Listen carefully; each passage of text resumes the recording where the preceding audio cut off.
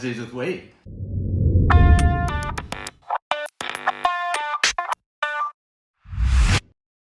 It's the knife sharpening edition.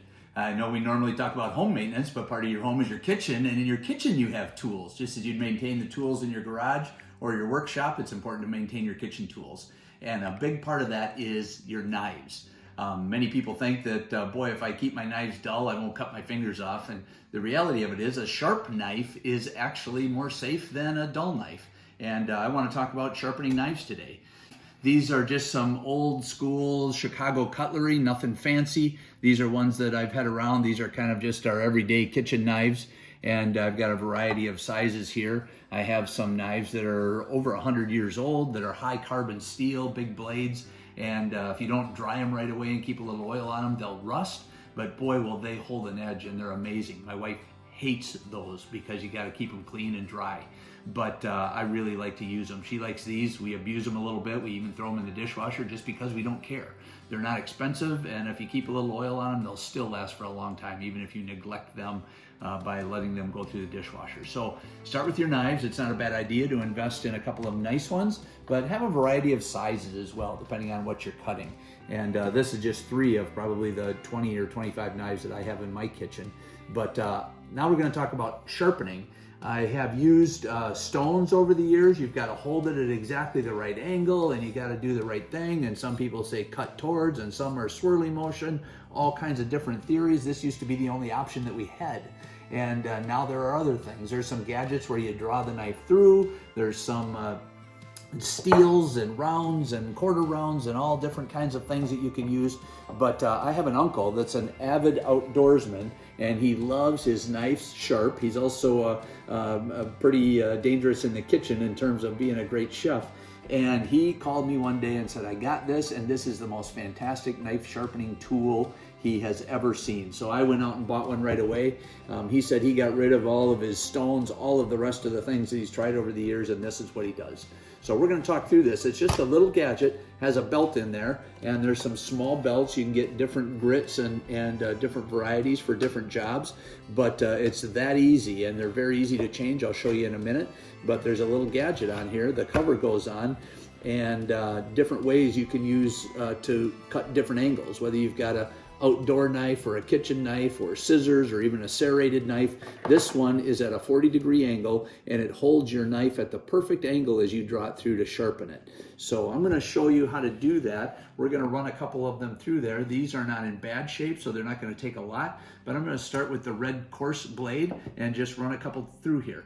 So this has got a trigger mechanism back here that I can pull to activate the motor, and it starts the belt going, and then I can do the sharpening.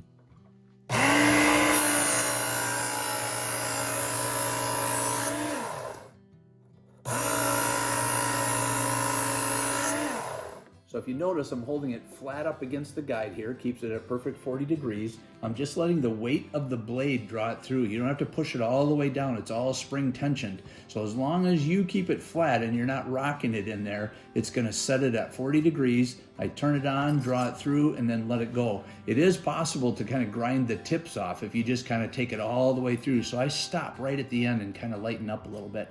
But I'll go through 3, 4, 5 times depending on how dull they are.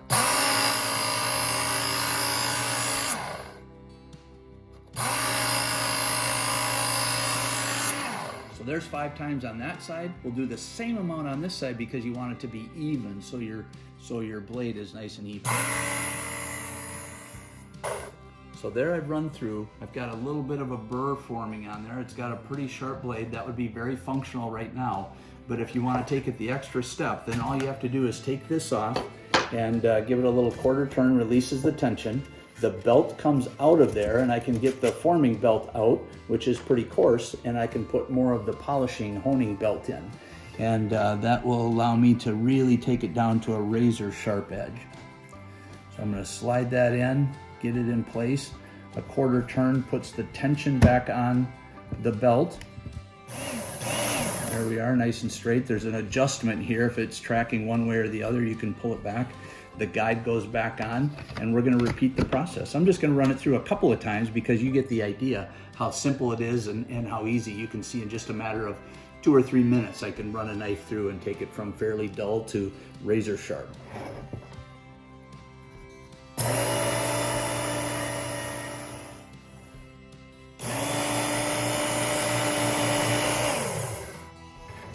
And there you go.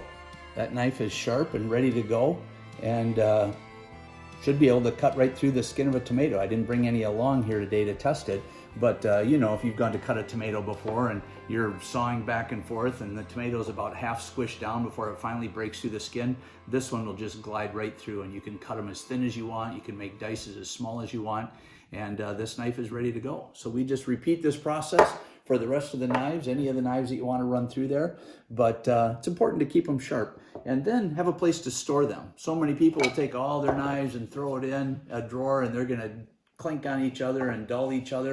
If you've got a place to a drawer where you just put 4 or 5 knives that you can keep them, or better yet, a holder that you can put them in, and it'll keep that blade sharp that much longer and ready to go for safe and effective cutting in your kitchen. Thanks for joining Wednesdays with Wade, and happy knife sharpening.